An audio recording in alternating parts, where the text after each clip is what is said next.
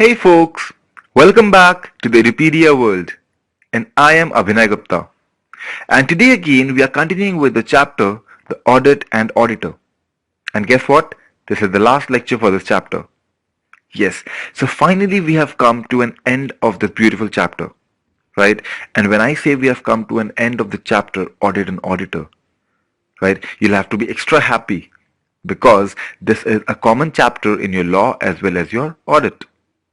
Right? And you definitely get questions from both the chapters in both the subjects. Right? So it is a bonus, 1 plus 1, right? Okay, so let's move on to the sections today. So this chapter contained of section 139 to section 148. So you guys have already realized that, right? And you must be knowing it. And we have covered section 139, 130, 140, 41, 42, 43, 44, 45, 46, and the remaining two sections, that is 147 and 148, which are two small sections, right? We'll cover both of them in this lecture. Okay with that? So let's see section 147, the punishment for contravention. So whatever we have seen from section 139 to section 146, right? Now we will see if there is a contravention on any of them, right? Then what is the amount of penalty or imprisonment that falls upon the company, the auditor, and the officer in default, who is involved in the fault, I would say. Right? So when we talk about the punishment for contravention, this is the chart in front of you. Just keep this in mind. Right? So starting from section 139 to section 146, whatever goes wrong, the penalty that will be attracted to the company is fixed. Right? So the company, obviously, company cannot be imprisoned, right? It does not have have an individual identity. It's an entity, right? So if you want to imprison somebody in the company, you'll have to lift the corporate veil and fine for the person who is responsible behind, right? So that is the officer. So when we come to the imprisonment stuff, we'll talk about the officer, right?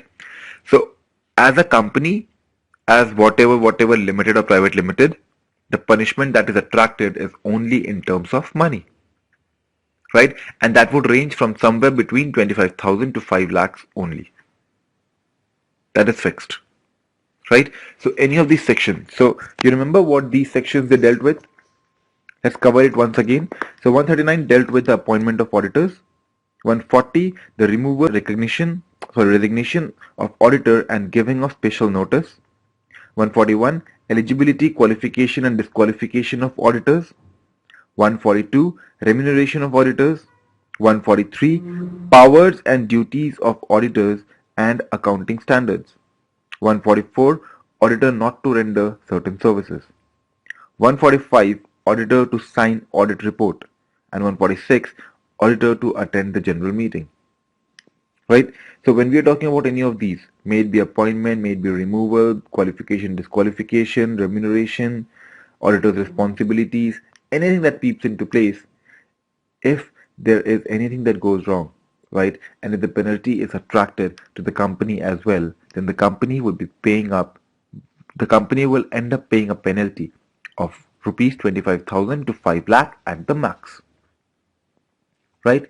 But now for the same sections 139 to 146, if they lift the corporate veil and catch hold of the officer who is involved, right, then the entire penalty comes down 5 times.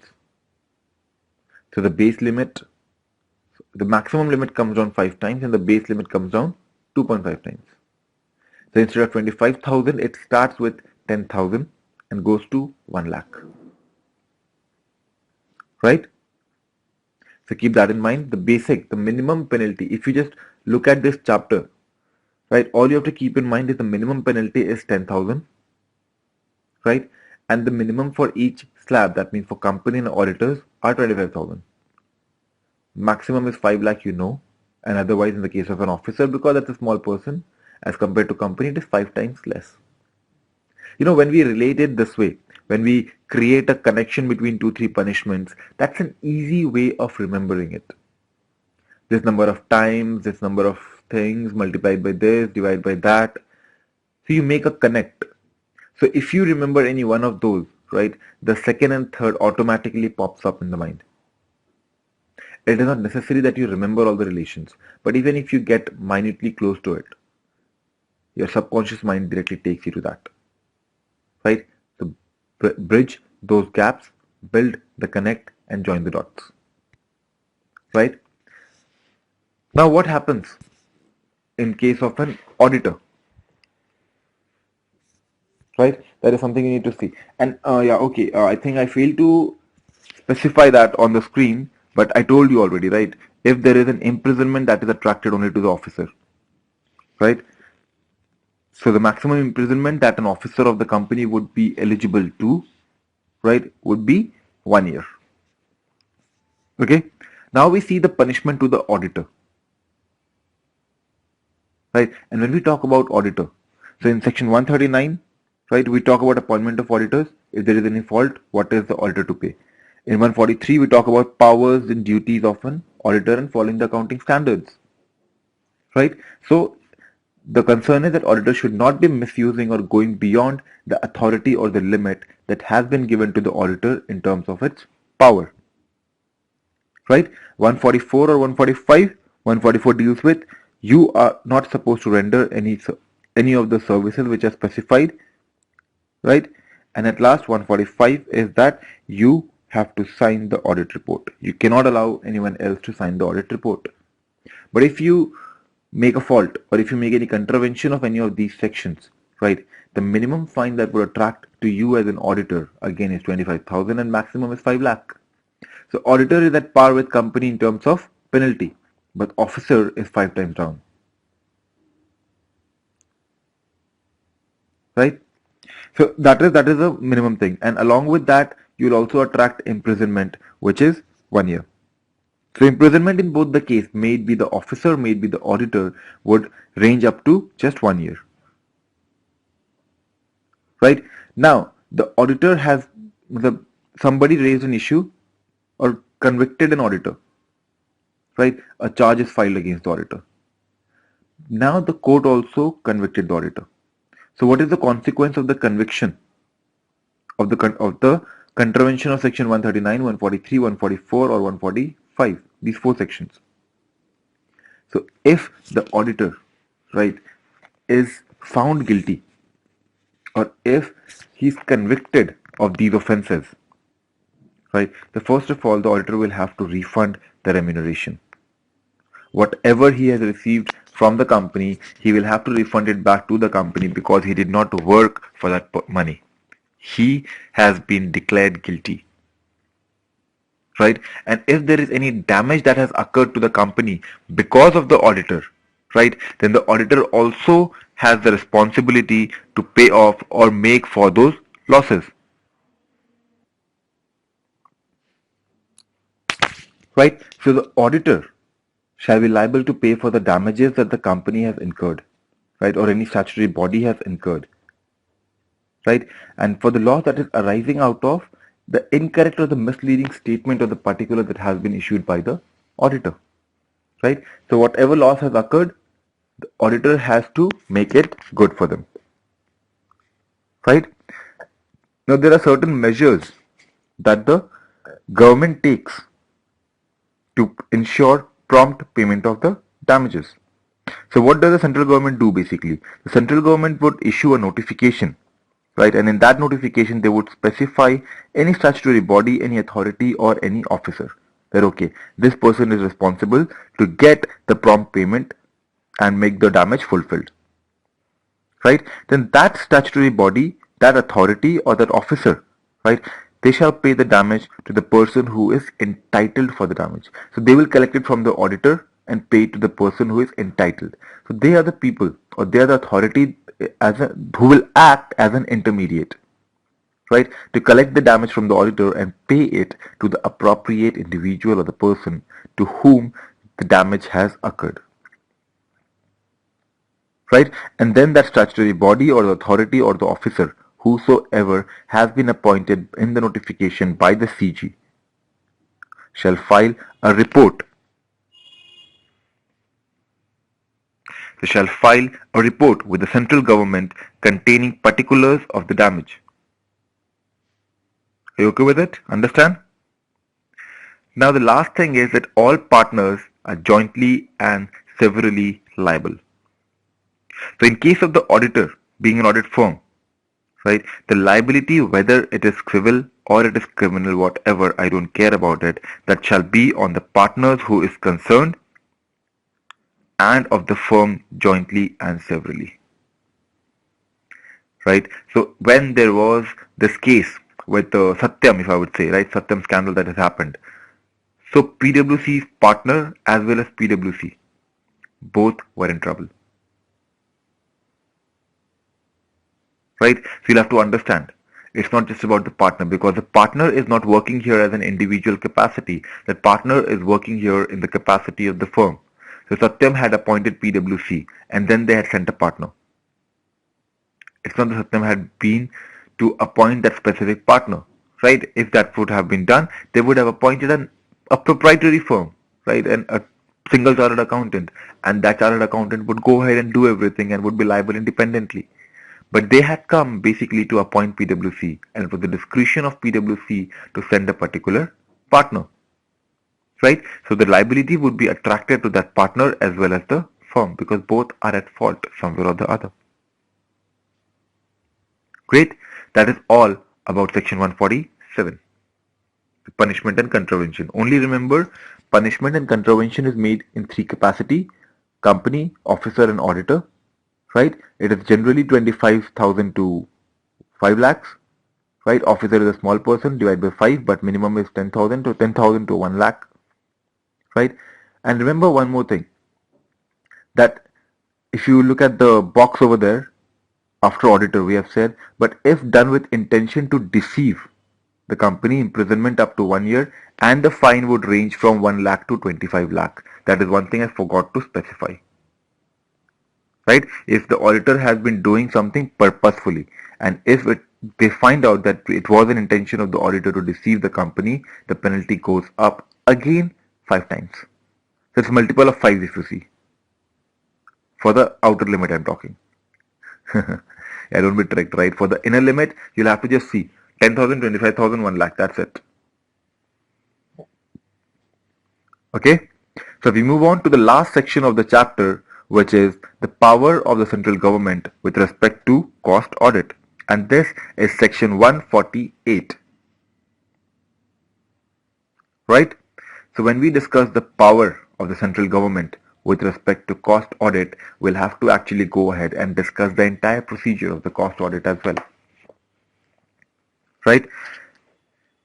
So basically what happens before we get into an understanding of how the audit of the cost, before we go on ahead to understand how the audit of the cost is performed, right, we need to first check whether the company is even making or maintaining a cost record. Right? So first we'll see on whom are these cost audits applicable. Right? Is it applicable on all the companies? Is there any specification? Is there any segregation? What is it? Right? So basically what happens is only those companies who maintain a cost record, their cost audit can be performed. Right? And whether is it mandatory to maintain a cost record is again a question. Right? So the cost record basically is supposed to be maintained, or is mandate to maintain only if such an order is made by the central government. Right? So not all the companies are supposed to maintain a separate cost record, right? But if central government specifies, then yes, they will have to maintain cost records separately. Right? And now to which company does CG give the order? That order, the central government would specify any class of company, right, who may be engaged in the production of such goods which are prescribed. So basically for cost audit, CG first identifies the goods or services against which the cost audit has to be performed as to the costing of their production, right? So first CG specifies the commodity, right, or the goods, and if the good is prescribed, then the company that is producing that good, right, those company or those class of company are supposed to maintain a cost record. right? If there is any particular service which is prescribed, then all the companies who are providing such services are supposed to maintain a cost record. So that is what the central government basically specifies in terms of cost record, right? Now, what should be the nature of the cost record which is maintained, right? When we say you have to maintain the cost record, so what is the difference in the cost record and the audit record? We can pick up things from the audit file itself, right? But no, there are certain specifications that has to be taken care of when we talk about the cost record, right? Now, what are they? First, it is always raw material, labor, right? Another item of cost. So basically the records that the company is supposed to maintain is about the materials that they have used, right? What is the cost of the material? What is the input of the material in every component? How much material that they have bought, how much is unused, how much is used, how much is scrapped, right? All those things related to the material, right? Then they'll also have the records maintained in terms of the labor, right? As to the total labor time occupied, labor man hour occupied, man hour wasted, and all those things, right? What is the how many skilled labor they had, how many unskilled labor they had, right? And also the other costs, right? When I talk about other cost items, you talk about the rent, you talk about for that material, right? Whatever the cost goes as an input, whatever you absorb, right? Maybe variable, maybe fixed. All those cost items records have to be maintained in detail. Right now, before the central government moves ahead to make this order for any of the particular company to maintain the cost record, right, the central government would first get into a consultation with the regulatory body that govern those industry, right? Because when you talk about costing, right, you're talking about any particular service or any particular product being manufactured or generated, right? So any industry that actually regulates those commodities, right, the CG has to discuss with the regulatory bodies of that industry, whichever has been formulated under any special act, right, and then come to a conclusion of giving out this order, right? Now, the order by the central government to conduct a cost audit, right? So, is cost audit mandatory? Is the question.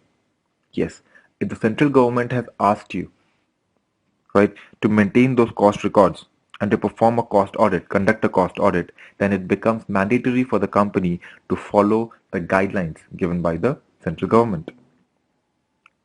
Right? This you can consider this to be an order by the central government. Right? Now, to which companies does the central government go ahead and give an order for cost audit? Exactly. These are the same companies for whom the central government had already ordered for the maintenance of the cost records. Right? And also the companies which have their net worth of such amount as may be prescribed, or the turnover above such amount or such limit that is prescribed. So we'll have to see whatever is prescribed for what period of time. Accordingly, if there is any company whose net worth is more than that or turnover is more than the limit, then they will also have to go for the cost audit, right? Even though they are specifically specified or not, right? And cost audit will also be conducted in the manner which is specified by the central government again. Okay? Right? Now, who appoints that cost auditor?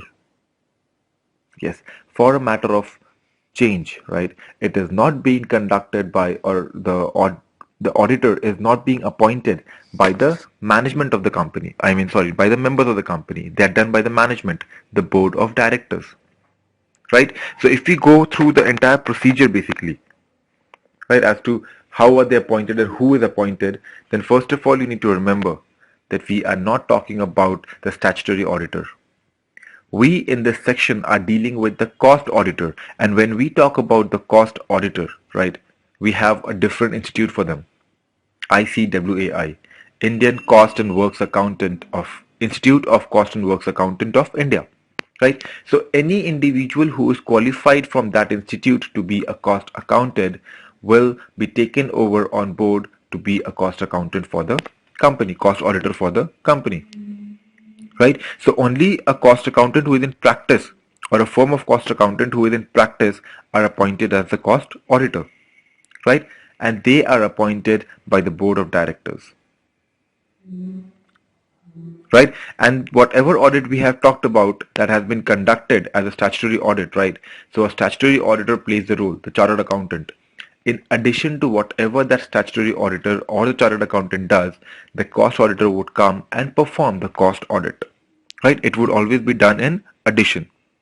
Right? An auditor who has been appointed as a statutory auditor of the company can never be reappointed as a cost auditor. Right? So if I'm the statutory auditor, I cannot also be the cost auditor of the same company. Right? And the remuneration that I'm going to get, or the remuneration that the cost auditor is going to get, is to be determined by the members. But the manner in which the members will determine the remuneration will always be guided by the manner prescribed. Right? And whatever assistance, whatever facility is required by the cost auditor in order to help the cost auditor to perform the task more effectively, right? Then those help and support has to be provided by the company. Right? So keep in mind, for cost auditor, pick up the cost accountant. You as a statutory auditor can never be the cost accountant of the same company at the same point of time. Right? You will be appointed by the board of directors, but your remuneration will be set by the members. Right? Now, if you look at the procedure for appointment, how is the cost auditor appointed? So first thing again, when we see or when we get into the case of appointment, right, what we check is whether an audit committee is in place. So if section 117 of audit committee is in place for the company and they have an audit committee, then audit committee has got the entire responsibility to find out who is an eligible cost accountant. Right? And then that name is recommended to the board of directors. And the board of directors will themselves decide as to who should be appointed as the cost auditor. They will not go to the members for. Right? But whatever the board of directors has decided, whomsoever they have appointed as the cost auditor, that person will take over the office or will take over the charge as a cost auditor only when the members have ratified the decision made by the board of directors. Right? So we cannot say it is independently the board's charge, right? The management is also involved. I mean, the members are also involved, but the members do not take the decision. They only ratify the decision that has been taken by the board. Right? And if there's a case that the audit committee is not present or audit committee has not been made or formulated, then in that scenario, the board of directors will themselves choose and elect a cost auditor and get it ratified by the members in the general meeting. Right? Now, whosoever comes up and performs the cost audit, right, even that person has a lot of responsibility. Right? Because the cost auditor is supposed to comply with the cost auditing standard, not the normal auditing standard. Because for the normal auditing standard, right, whatever Indian standard of auditing that we are following, right, SA that we are following, that is to be followed by a statutory auditor. But for the cost audit purpose, the cost auditor have separate standards as well. So they will be following those standards for performing the cost audit. Right? It is a mandate for them. The cost accounting standards, right? They are the standard which has been issued by ICWAI, Institute of Cost and Works Accountant of India. Plus, after it has been issued by them, it has also been approved by the central government. Right? Only their approval is not okay. So first they have to approve, and then first they have to provide for it, and then it has to be approved by the central government. Right? Now, if we look into the disqualification also, disqualification rights and duties. So whatever disqualification rights and duties and obligations which are applicable to a statutory auditor under 141 to 143 that we have already seen in the previous lectures shall so far may be applicable to the cost auditor also. If there are certain things that are not applicable to the cost auditor, it will not be, right? But other things which are in general will also be applicable to the cost auditor. Right? Then when you have seen, you have appointed, he is not disqualified, you have identified the companies which will perform cost audit, he will be performing by compliance to the cost audit standard and stuff. Then at the end, the cost auditor will also give away the cost report, the cost audit report, right? And that report will be submitted to the board. right? So over here, if you see, for statutory auditors, members were involved at every step. But in the case of a cost auditor, it's only done by the board of directors. They take charge, right? So within 30 days of the receipt of the cost audit report by the board, right, they shall also be furnished to the central government. Understand why central government? Because central government came up to tell the company or to prescribe certain companies or certain products or services for which cost audit has to be performed. So they should get the report, right, as to what has been done. We need to analyze the same also, right? So within 30 days, you send them a copy of the cost audit report, and along with it, you give them all the information, all the explanation, the reservation, the qualification, whatever has been made by the cost auditor, and then forward the same to the central government. Right? And if the central government thinks that okay, these reports are fair enough, they'll keep it and analyze it and move ahead with that. Else, if they need any additional information for the same, they can at any point of time ask for the same. Right? And whatever certain information and explanation the CG asks, the cost auditor and the company has to provide the same.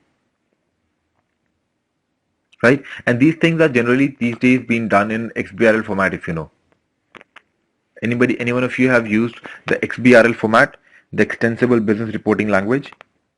Right? Basically, it's a soft language, so you do everything online. So XBRL basically the format on which you do all your reportings. Right? So those of you who have not been using XBRL so far, very soon it's coming in your life. Right? You will understand how an XBRL works. Right? So we'll not be getting into the detail of XBRL and stuff, but I hope the cost auditing part is clear with you. So CG identifies the products and the service for which cost audit has to be performed, then tells the company that listen, you have to maintain these cost records, and then you appoint a cost auditor from ICWA qualified person, right? Give them all the support, make them audit, and they will be audited, appointed by the board, ratified by the members. They'll submit the report to the board and within 30 days give it back to the CG themselves, right? And then if everything goes well, the cost audit is closed. Okay? And with the closure of the cost audit, we also come to close the chapter. So that was the last lecture of the chapter Audit and Auditor, right? So good news is in the next lecture, we'll move ahead with discussing the directors, right? Yeah.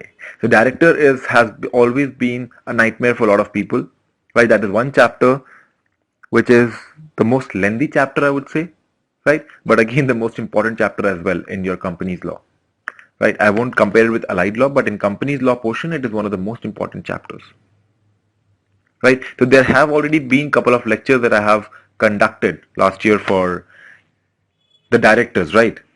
But there are certain things that are still pending and that will be taken up in the lecture moving ahead, right? So good news, the next chapter that we'll be covering or we'll be completing is the directors. Winding up and other chapters have already been completed. There are certain things left in the producer company. We'll take that after directors, right? And then we'll move on to the allied laws, the chapters in allied law which have been pending. Okay, folks. So keep connected to me, keep connected to the classes. You'll be receiving all of them before your examination, right? So all the best for examination as well. Keep your studies connected, right? Go with the consistency and I'll see you guys back in the next lecture. Thank you and bye-bye.